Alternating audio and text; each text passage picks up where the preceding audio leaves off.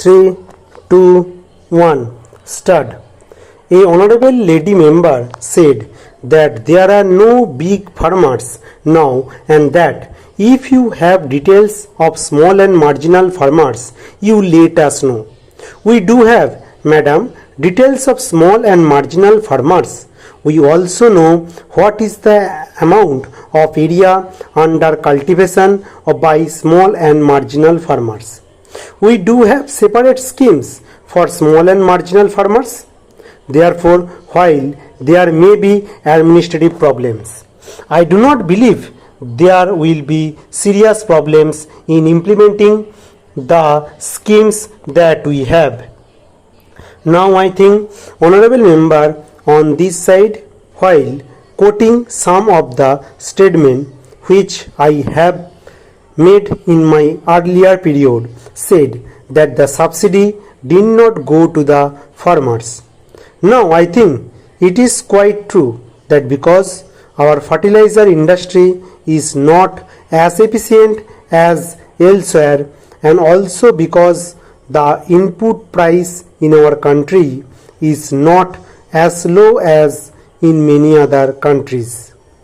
The price of natural gas for various reasons is much bigger than the price of natural gas in other countries for all these reasons.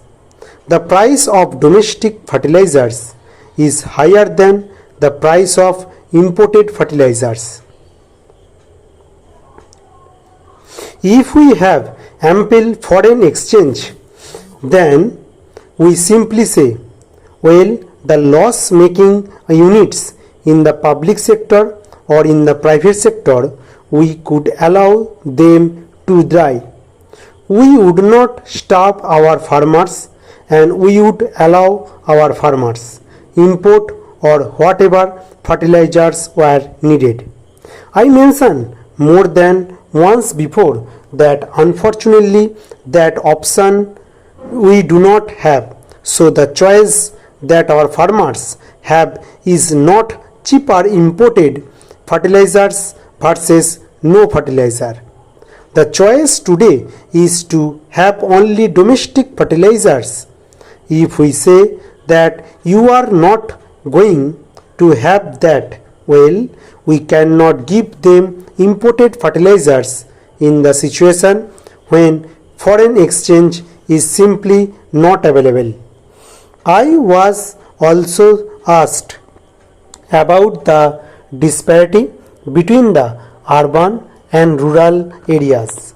Now I do share this concern.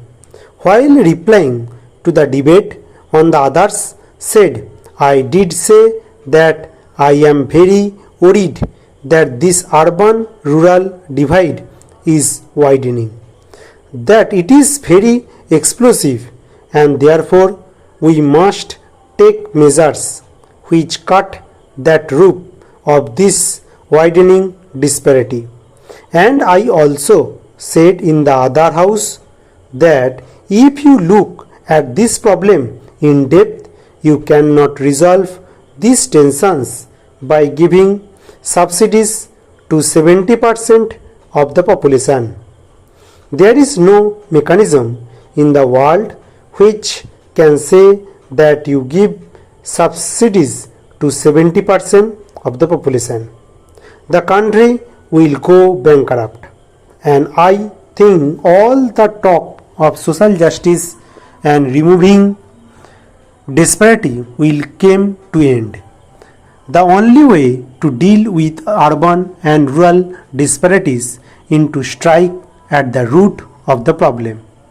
And the root of the problem is that we have an excessively protected industry. You have been talking of inefficient fertilizer industry. That is true of most branches of Indian industry. But we have to live with it. We cannot overnight get away from a highly protected from the inefficient industrial structure. We have to gradually subject this industry to greater competition both domestic competition and foreign competition. We cannot afford to kill our industry, because if you kill that industry, the farmers would be the sufferers. And that is why we have this new strategy which seeks to reduce the level of protection given to industry. If that strategy works out, you might see in this country for the first time a most emphatic program seeking to bridge the gap between the rural and urban divide. This urban-rural divide cannot be bridged by giving handouts to agriculture or the farmers in our country. Now another question was raised, whether this will lead to a decline in production. My answer is that under normal condition, that is not likely to happen. Several questions were asked. I think honorable member asked about the fraud of rupees 100 crores. I do not know anything about it. If my honorable colleague, the Minister of Agriculture, knows something about it, I would request him to supplement. He also referred to the lacuna in the fixation of retention prices. I take note of his concern. I will have it conveyed to the ought to be a parliamentary committee to look at the whole system. Then one last question, whether we are cutting subsidies or we are cutting expenditure as such. Sir, I mentioned in my budget speech that we are now in the process of cutting expenditure, wasteful expenditure, wherever it exists. We have cut at one go the export subsidy worth rupees 300 crores. We have also reduced subsidies in a number of areas.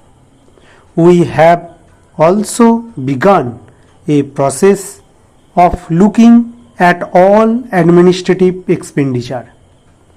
I have asked all the ministers of the government of India to prioritize their activities.